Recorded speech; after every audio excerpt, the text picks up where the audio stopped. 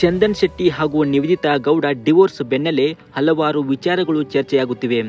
Nivedita Gowda family ಕೋರ್ಟ್ಗೆ ಅರ್ಜಿ ಸಲ್ಲಿಸಿದಾಗ ಚಂದನ್ ಶೆಟ್ಟಿ ಹತ್ತಿರ ಜೀವನಾಂಶಕ್ಕೆ ಏನೇನು ಡಿಮ್ಯಾಂಡ್ ಇಟ್ಟಿದ್ದಾರೆ ಗೊತ್ತಾ? ಇದೆಲ್ಲ ಪ್ರಶ್ನೆಗಳಿಗೆ ಉತ್ತರ ಇಲ್ಲಿದೆ.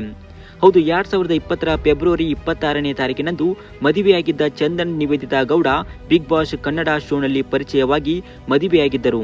4 ವರ್ಷಗಳ ನಂತರ ಡಿವೋರ್ಸ್ ಮಾಡಿಕೊಂಡಿದ್ದಾರೆ.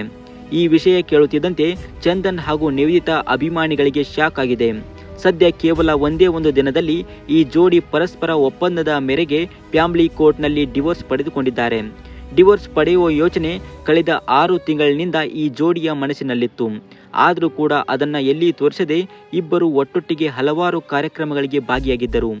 ಡಿವೋರ್ಸ್ ವಿಷಯ ತಿಳಿಯುತ್ತಿದ್ದಂತೆ ಇಬ್ಬರು ಕುಟುಂಬದವರು ರಾಜಿ ಮಾಡಿಸೋಕೆ ಪ್ರಯತ್ನ ಪಟ್ಟರೂ ಕೂಡ ರಾಜಿ ಸಾಧ್ಯವಾಗಿಲ್ಲ. ಆದರೆ ಚಂದನ್ ಶೆಟ್ಟಿ ಹತ್ತಿರ ಡಿವೋರ್ಸ್ ನಂತರ ಜೀವನಾಂಶಕ್ಕೆ ನಿವೇದಿತಾ ಗೌಡ ಡಿಮ್ಯಾಂಡ್ ಏನೇನು ಇಟ್ಟಿದ್ದಾರೆ ಅನ್ನೋದನ್ನು ಅಡ್ವೊಕೇಟ್ ಅನಿತಾ ಅವರು ಸ್ಪಷ್ಟನೆ ಕೊಟ್ಟಿದ್ದಾರೆ. ನಿವೇದಿತಾ ಗೌಡ ಅವರು ಯಾವುದೇ ಜೀವನಾಂಶಕ್ಕೆ ಏನೇನೂ ಕೇಳಿಲ್ಲ. ಕೇವಲ ಇಬ್ಬರು ಕೈ ಹಿಡಿದುಕೊಂಡು ಬಂದು ಪರಸ್ಪರ ಖುಷಿಯಿಂದಾನೇ ಡಿವೋರ್ಸ್ ಪಡೆದುಕೊಂಡಿದ್ದಾರೆ. ಯಾವುದೇ ಜೀವನಾಂಶಕ್ಕೆ ಡಿಮ್ಯಾಂಡ್ ಇಟ್ಟಿಲ್ಲ ಎಂದು ಅಡ್ವೊಕೇಟ್ ಅನಿತಾ ಅವರು ಸ್ಪಷ್ಟನೆ ಕೊಟ್ಟಿದ್ದಾರೆ.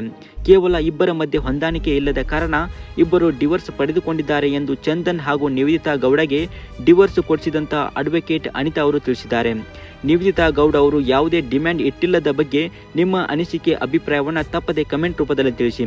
ಇನ್ನಷ್ಟು ಮಾಹಿತಿಗಾಗಿ ನಮ್ಮ ಚಾನಲ್ ಸಬ್ಸ್ಕ್ರೈಬ್ ಮಾಡಿ, ಪಕ್ಕದಲ್ಲಿ ಕಾಣುವ ಬೆಲ್ ಐಕಾನ್ ಕ್ಲಿಕ್ ಮಾಡಿ.